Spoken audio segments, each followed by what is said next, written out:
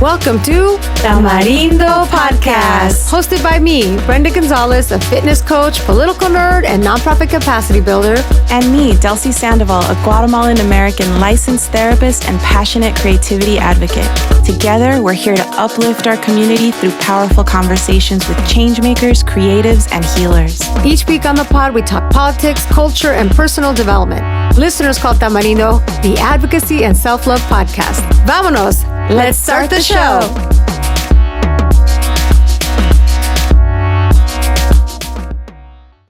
Welcome. It's so great to have all of you here on Tamarindo. In case you don't know who we are a Latina empowerment podcast that's been around for almost 8 years, or maybe over 8 years, over 200 conversations. We've been seen on Oprah Magazine.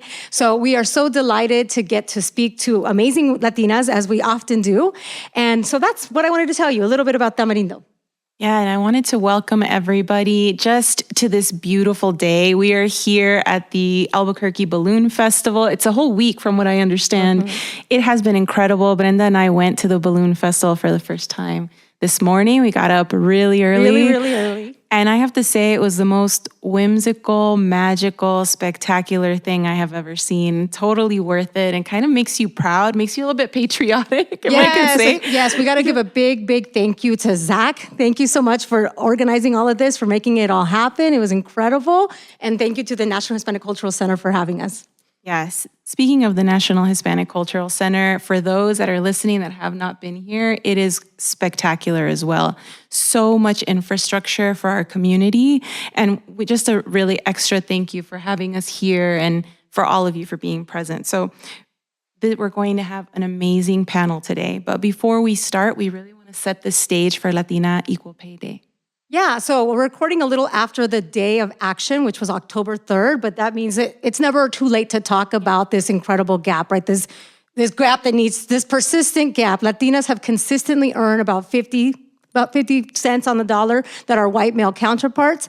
As you know, the day was set up as to estimate around how long it takes for Latinas to earn the same, their average earnings of white men the year prior. So it takes almost 2 years for us to make as much on average as our white male counterparts. So this has got to stop, and that's what we're going to talk about today. So we know that even though October 3rd is behind us, it's never too late to talk about this. Yeah, let's talk about it a little bit further. Let's talk about the stats. So Latinas lose over $1 million over a 40-year career due to the wage gap. In some sectors, Latinas make as little as 35 cents to the dollar compared to white men. It will take, at this rate, at this pace, more than 200 years for Latinas to catch up to the pay gap. Yeah, that is absolutely insane.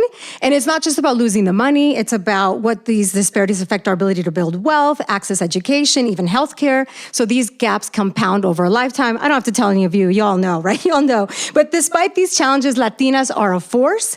The recent report by Bank of America notes that Latinas contributed $1.3 trillion to the GDP, which is as much as the economy of Florida. So that we are a force. So despite all these challenges, we are a force. There's more of us going to college. We're earning more degrees than Latinos. So obviously we're resilient, but that doesn't mean that we need to still do more to eliminate this gap.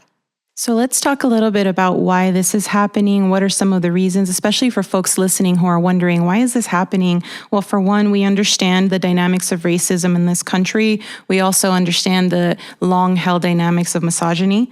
It's already difficult to be a woman in the workplace. When you add the intersectionality of culture, race, ethnicity, and so on, it's doubled, as we've seen.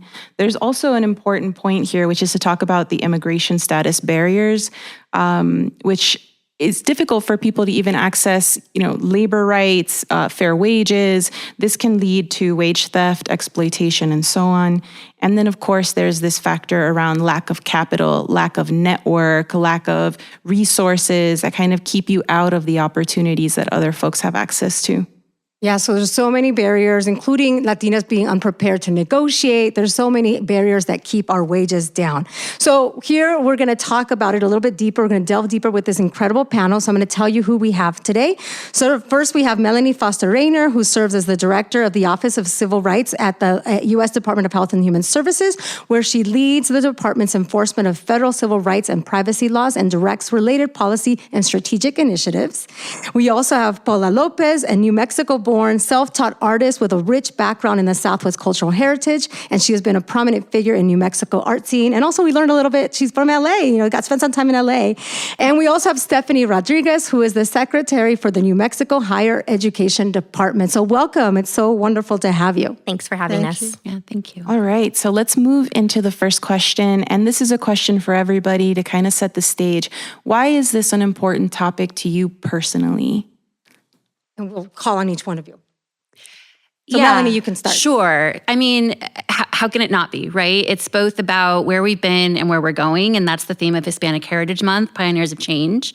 And I know personally, I am multiracial, and so I have lighter skin, and so I don't think that I experience discrimination in the same way that some of my colleagues and peers do, or even my family. And so I think being able to talk to younger people when I was in the Senate, I would have conversations about young women, about asking for what they wanted, whether it was going on a congressional delegation or asking for more money, because especially in the place like the Hill, Congress, women are disproportionately paid lower, especially women of color, if there are women of color in the office, period. And so spent a lot of time with a lot of young women trying to talk with them about how do you go in and ask for a salary, and what are the worst things that can happen from that? Because I think a lot of people get really scared that once they do that perhaps then, they're marked as someone that is not a team player or isn't just going to go along with the status quo. And so in that experience, it was really helpful to me to be able to work with a lot of young people, but also from my own experience, right? Like I'm a millennial, I'm different generation than my mom and my sister, and the Latinas in my house. And I think even just that dynamic has made it really important for me to be able to advocate in a way in which I think helps everyone else, right? Like if I'm advocating for myself, I'm advocating for everyone else. And I've been able to do that in all the positions I've had. And even talking to my sister, right, who, I think she gets mortified sometimes when I ask questions or I ask for more money, because she would never do that, right? Like to her, she's like, oh, you're ruffling feathers, or, oh, you're kind of, I don't know, like not ruffling feathers, but like, being a problem. Disruptive or yes, something. disruptive. Yeah. Mm-hmm. But like, to me, I'm like, what is the worst that's going to happen? They're not going to fire me, right? Now they know I want more money. And if they don't actually meet me in some middle or meet me in some fashion, I know that this maybe isn't the right place for me and I need to move on. And so I think overall it's net positive. And so that's just been really important for me to have that dynamic, to have that openness and that frankness within my own family and within my own community, and to make sure that as I benefit from it, or as I have new jobs and I bring others with me, that I'm continuing to have those conversations and opening those doors for others. Yeah, I really love that. I'd like to hear from you, Paula. Same question. Why is it important for us to address the pay wage gap? Well, mostly because I believe in empowering women. And I feel that it's time for men and women to stand on equal ground. That's the only way to create a balance for equality. And so that we can take our power that we deserve to use. And money's a tool. We need that tool. And they need us as women to move the society forward, just basically. Yeah. Thank you. Stephanie? Yeah, and when you first posed the question, you said, why do you take this personally? And I take it personally because growing up with my mother, who was from Mexico, she made it very clear to me, you have to go to school to have a livable wage. And she was not wrong. I look at my sisters. I have two sisters and a little brother. Neither of my sisters went to college. I'm the only of 4 siblings with a bachelor's degree, and only one of my first cousins and my siblings with a master's degree. And I look at them and the life they've had to live, and it's had different types of barriers for them throughout their lives. Whereas me, I've had barriers, but in a different sense. I've been able to at least walk in the door. Now, when I walk in the door, there's those struggles of, can I ask for more money? Am I deserving? And we have to go through that. But at least I had the opportunity of walking through that door, whereas many of my siblings and my first cousins, my nieces and nephews, have not had that opportunity because of their education attainment. Yeah, and actually, I meant to mention this earlier, but even when you account for professional degrees, Latinas are still earning less. So there's so many other factors that are at play. Yeah. I think one thing that's really beautiful about you being here today, Paula, is that you can give us a perspective on what it's like inside the art world, the creative spaces. Tell us a little bit about how the pay gap manifests itself with artists in the community. Women artists are not treated equally, definitely. They never have. And I mean, it's starting to get better. But within the Chicano realm where I work, I'm a Chicano artist, it's even more difficult because then we have this machismo and we have these other attitudes that play into it and factor into it. And so we're always known as doing women's work, which has no value, or it should be free because we owe it to people. So it's been difficult. When I started my art career, I was right out of high school. And I looked around and I realized, well, there aren't any paying jobs in being a visual artist, a painter. And how am I going to survive? And how am I going to live? And what's the future look like? And my mother said, just marry a doctor. And I said, no, I want to do art. I need to do art. That was my path. And so I had to figure out at an early age how to create my own financial stability and my own income stream. So I had to learn the hard way because I'm self-taught and I never went to college, how to create money and stability and while developing my art as well. So I know how difficult it is. So once I did that and I was able to create a business to sustain myself, I then saw the difficulty as an artist to also be treated equally. So, my situation is a little bit different than if I was in the workforce because I'm not leaning on education and I'm not leaning on anything else, so. I'm curious, how do spaces like the National Hispanic Cultural Center help address these challenges? Thank God that they look at it as from a point of cultura. This is our culture, and they're not looking at it from, a hierarchy of, when I was in LA, it's definitely very territorial in LA. So if you're not from there, it's very hard to break through into the art world. And I went there looking for the Chicana and Chicano art movement because here in New Mexico, we're known as Hispanos. And so I felt, well, I have a big mouth and I feel like I have political issues I want to address with my art, which I do. And so I went to California to be part of that Chicano art movement. And I found that they were very threatened by outsiders. And it took a while for me to be embraced by them. And but still, it was a struggle. Even there, the cultural differences between coming from this native indigenous culture that I come from, the mezcla that I come from, the European and Native American, and going to LA, which is more Mexicano.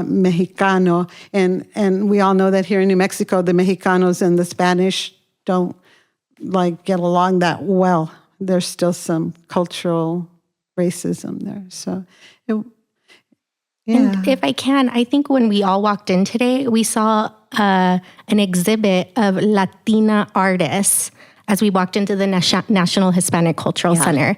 So this is something that is really grounded in the mission here to empower women, especially Hispanic and Latina women, so that they can get their art out there, sell their art, and then have those livable wages.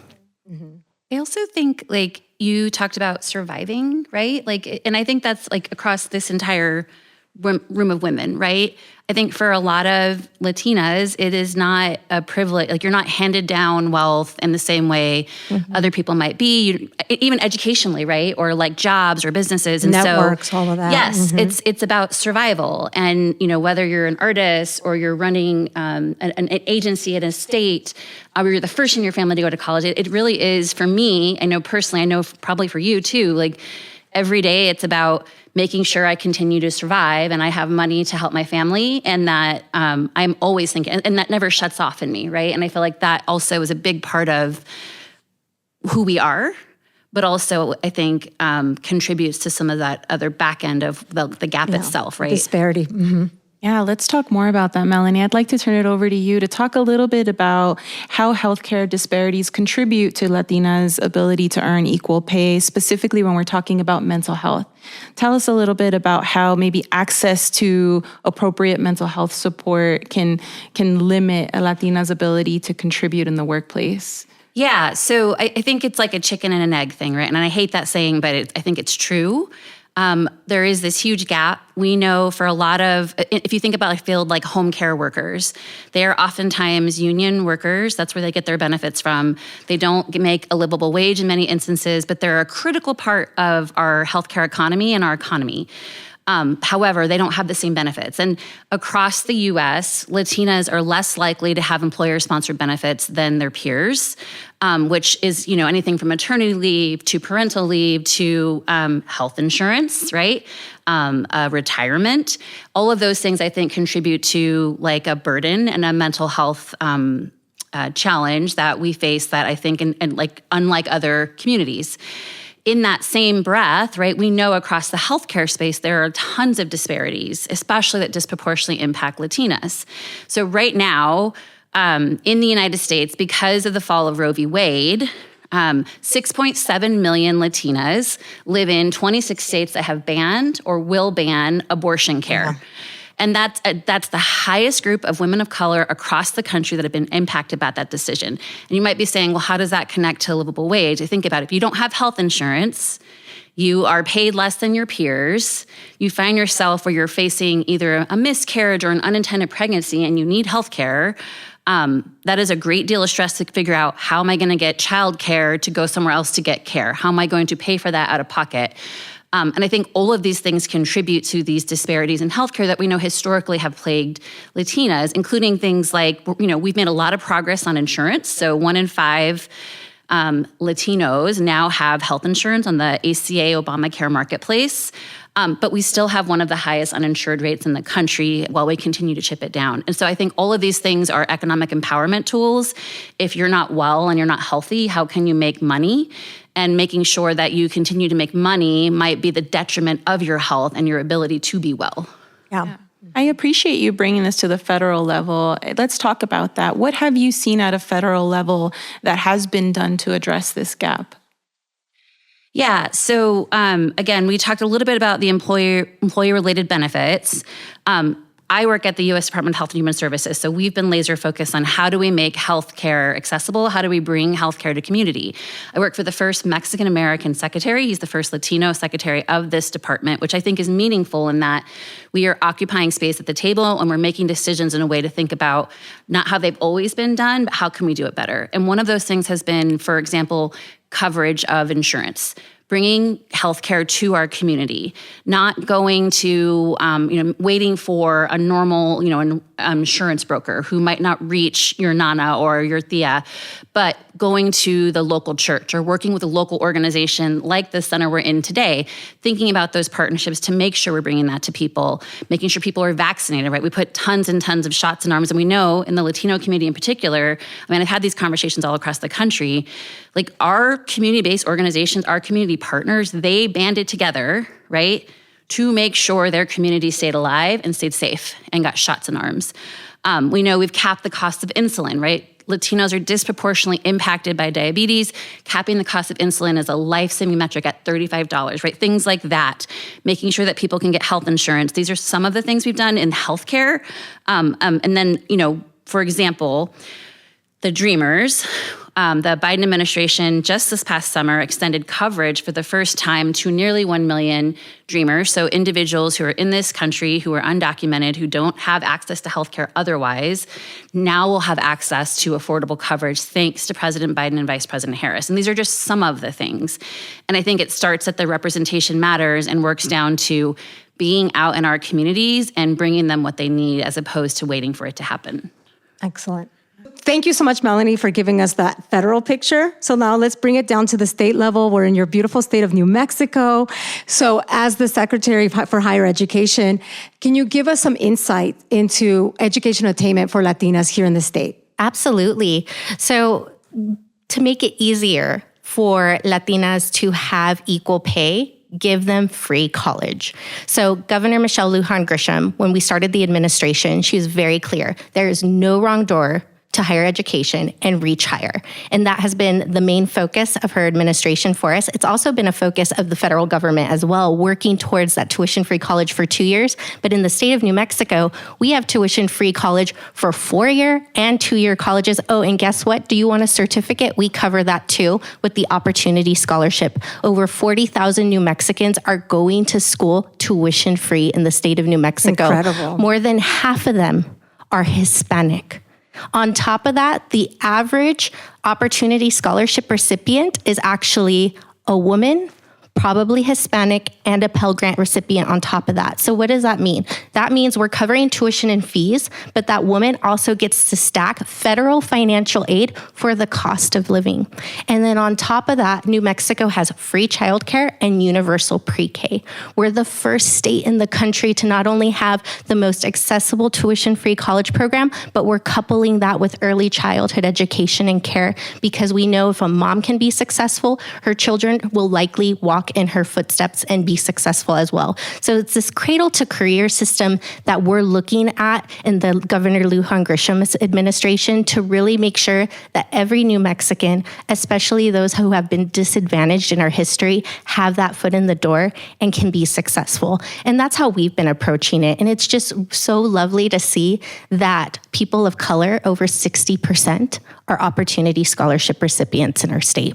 That is phenomenal. And the next question, and I think you pretty much outlined it here, is like, how can other states follow suit? Like, how can we export this? You know, everybody wants to do it right, but they always talk about the cost. It is really expensive to administer this type of program, and New Mexico has been able to do it because we have 2 million people. But when you think about states like California or Texas, it's a larger population. And what I've always told other states, whether I'm at the White House or I'm at the U.S. Department of Education, we're talking about New Mexico and what we've done. Get something out the door. A small start is better than no start at all. So other states are looking at, maybe we start with vocational education. So those fast track certificates, because we know our certificates can increase the wages of Hispanic or of anybody considerably. Then once you've done that, look at 2 years. Get that off the ground, see how you can afford it, and then do the 4-year track. In the state of New Mexico, we actually just passed a law for the Higher Education Trust Fund. Only 7 states in the country have this. New Mexico had the largest initial investment of any state in the country of $1 billion. What does that tell our people? We believe in you, and we're investing in you, and we're making sure college is free for many generations to come. So not only you're successful, but your babies that are in our free childcare system, they're going to have free college one day too. And, you know, maybe it's starting with a trust fund. It doesn't have to be $1 billion. It can grow that interest, right? Or it's starting small, but thinking big and big picture in the future. Because at the end of the day, the return on investment is so incredibly high when somebody has a college degree from a certificate all the way to a graduate degree. To me, it's common sense to invest in your people because your people will invest in your state. Mm-hmm, absolutely. I'm thinking about that. We're talking about what can be done. And I'd like to hear from you, Paula, from your experience. What is it that we as a community can do to help amplify creative Latina voices to help address this gap in the creative arts? Creative Latina voices, meaning artists or just people artists, who are everybody who's just creative? Well, let's maybe from your experience, maybe as an artist, yeah.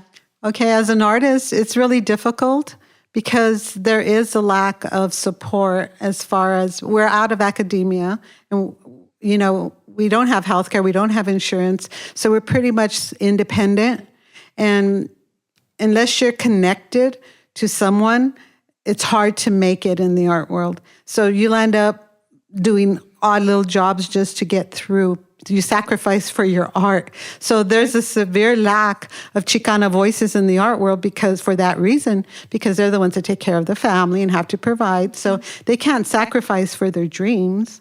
They can't give up, their family for their own dream of doing art or whatever. So I was fortunate because I'm stubborn and I was able to figure it out. And I realized that I need to have a business to support myself. And because if I want to be independent and not have to depend on on other sources to propel me forward, then I have to do it for myself. So it takes a special kind of intent to do that. So I kind of feel like I'm not within the system. I'm not mainstream, and I'm not tied to academia. I'm kind of, like I said, I'm independent. So I only make it because I make it happen. Is there anything that you would have liked to see, like given your experience, what could there be systemic changes that could make it easier for the next generation of Chicana artists? When I have young Chicana artists come to me and they ask me, what's the secret? Is there, how do you do it? And I'm like, there's no map. There's no mapa. There's no plan. You have to find it within yourself to go and do it because it's a personal thing. In art, it's different. It's a very personal vocation. And I think education kind of changes a Chicana artist, their voice, and molds them to be more Eurocentric and more academic. And so they lose something. I mean, they do gain a lot, but then, so there's room for all of it. But if they're a true Chicana artist, then they have to be very careful not to get influenced by the system. No offense to either one of you. Gosh, you think we're the system? No, they're infiltrating from the inside. This is who we want. Yes. But also I've seen a lot of artists that have gone to school and have excelled and done really well. And so there's room for all of it. I don't judge it. I joke a lot, but I don't judge it. And I just, it really, art is a vocation. It has to come from your heart. You have to kind of be chosen. It's my spiritual path. And, a lot of people think, oh, it's glamorous or I want to do that. And they'll go to school and then they fizzle because it's not easy. It's not an easy career path. It's not, I say I'm only known because I've lasted this long. Yeah. Longevity means a lot in the art world, so. I think it points to the importance of places like the National Hispanic Cultural Center that can create that space so that's kind of from outside of the mainstream or like the more traditional museums spaces to create that space. And all our movements, like I was in an early movement. I've been an artist over 50 years, right out of high school. And we started the Cofradia, and before this was even existed. And so from there grew the contemporary Spanish market. And then I saw the plans when they were actually trying to build this and get the money to build this place. And so it's an evolution. It didn't happen overnight. The system also, right, like, I don't know if you're saying system bad. No. Good system.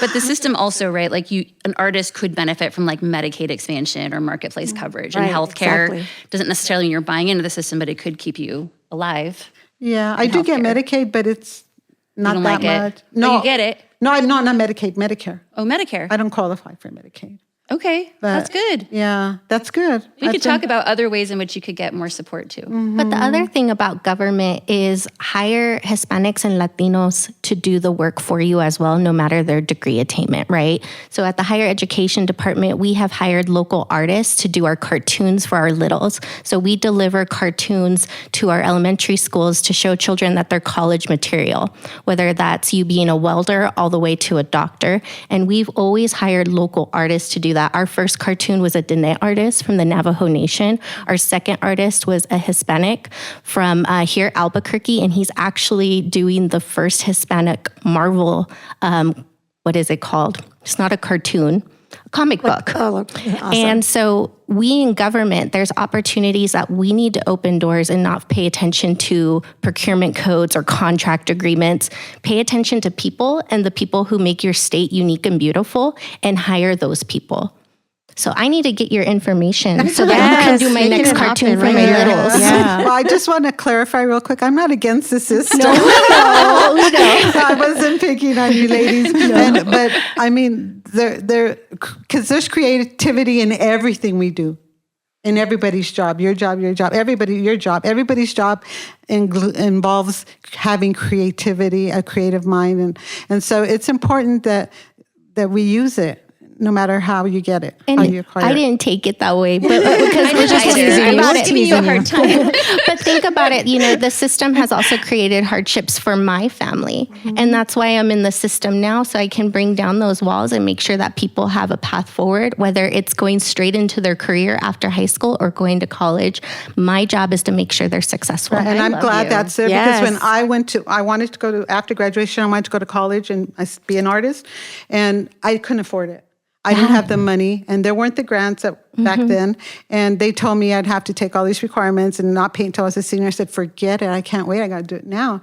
And so it just wasn't available to me at that time. But great to see that it is for the next generation, for sure. Yeah, and I mean, I run a civil rights office, right? That's my whole job is like county, city, government, private sector to make sure that people are being treated fairly, not stigmatized, making sure they're getting their federal entitlements, which across the country continues to be a problem. Stephanie, I'd like to come back to you because you talked a lot about it earlier, but we'd like to hear more. Can you tell us a little bit about some of the key strategies in New Mexico to help support Latinas in furthering their education? Well, first of all, get them elected into office. Governor Michelle Lujan Grisham is the first Democratic female governor of the state of New Mexico, and she is quite a visionary. And when she looks at her leadership in her cabinet, she's given even young people, young Hispanics, the opportunity to lead. Myself, I'm the youngest cabinet secretary in the state, and you met Zach Quintero, someone my husband grew up with in the state of New Mexico, but he's director of the National Hispanic Cultural Center. He's a national treasure, by the way. Exactly, it really is. Come to Albuquerque, by the way. We'll welcome you with open arms. But when you elect people who look like the majority of your population, you can guarantee you're going to feel the impacts of that. When we got into the administration in 2019, the governor had just finished Congress, got elected. We walked into the room and she's like, cradle to career. That's the answer. And what does that mean? As soon as a mother is pregnant, providing them the health, insurance, and benefits that they need to be healthy and survive a pregnancy and have a healthy baby. And then when that baby comes into this world, making sure all the services are at the forefront, not only for that baby, but for that family to thrive and succeed. And then when we go through the system, so we think of early childhood, we think of K-12, we're really focused on literacy right now in the state of New Mexico. We just had a literacy camp this summer. 10,000 students from across the state saw at least a 10 percentage point increase in their literacy rates. So investing in target areas in our K-12 system, and then college, making sure it's free and accessible and easy. There's no extra application to make it hard on people. You just enroll in college. That's all you do. And many of the colleges in the state of New Mexico, they're not like other states. It's open enrollment, open access, meaning it doesn't matter what your GPA in high school was, so long as you're making the decision to go to college and you're successful that first semester, the school will continue to support you through scholarships, loans, Pell Grants, whatever you can get. And then, of course, we have career. So that's our Department of Workforce Solutions and our Economic Development Department, working really hard with all three education agencies to ensure once they've gone through our system, whether that's high school to career or college to career, are they getting that family-sustaining wage? So I'm not talking about the individual wage. I'm talking about a family-sustaining wage. Because the majority of New Mexicans, they are raising children or they are caregivers in our state. We have multi-generational families. So the Governor Michelle Lujan Grisham administration is really focused on the whole family unit and cradle to career being the policy movement to make us successful and thrive. That happens when you elect Latinas, too. Yes. Well, this has been delightful and it's been exciting. And now I'm ready to move to New Mexico or to export all of your policies. And I'm grateful that we have Melanie protecting our rights at the federal level. And I'm inspired by the legacy that you're building and what the next generation of artists can build on. So I love all that. So what we always do on this podcast is we always end our conversations with something we call a matraca, which is something you're celebrating, a basura, something you're done with, you're canceling, you're putting it in the trash, or something that's giving you hope or leaving you with inspiración. And what I'm going to do is going to assign each of you to answer one of those. And I think I'm going to start with the matraca for Stephanie. Like, what is something that brings you joy? And it doesn't have to do with what we're talking about today. It could be anything. What's giving you joy? You know, it's really given me joy. It's been my family. I just became a mother. In 2023, I had my first baby, and seeing what she has gone through and how she is thriving in the home with me and my wonderful husband raising her, it's been great. And what it's also taught me is how freaking hard my mother worked to raise me. And I always thought my daddy was the superhero. And it was after I had my baby 6 months into it, I called my mom one day and I was in tears. And she goes, Mija, what's the matter? And I go, Mommy, thank you so much for everything you did and sacrifice so that I could be successful. And that's my celebration. And my celebration is my mother, it's women, it's us raising children or us raising our sobrinos. And it's that family unit and working together to make sure that we're happy and we're healthy. I love it. Matraca to the Yeah. moms. To Yes. all the moms out there listening, all our moms. This is wonderful. Okay, for Melanie, I'm assigning you what goes in la basura. What are you done with? I know there could be so many, right? I have the list so is much long. basura. So much basura. Don't we all? I need a dumpster.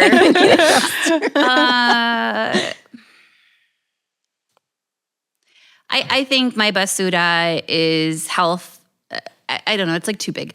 I'll talk about language access. That's not that itself is not the basura, but I think it is 2024, and I grew up in Arizona. So I'm fifth generation. My mom would not grow up speaking Spanish because that was not allowed. She would get hit at school. And so I am very fortunate that I speak English very well. I also speak Spanish, okay.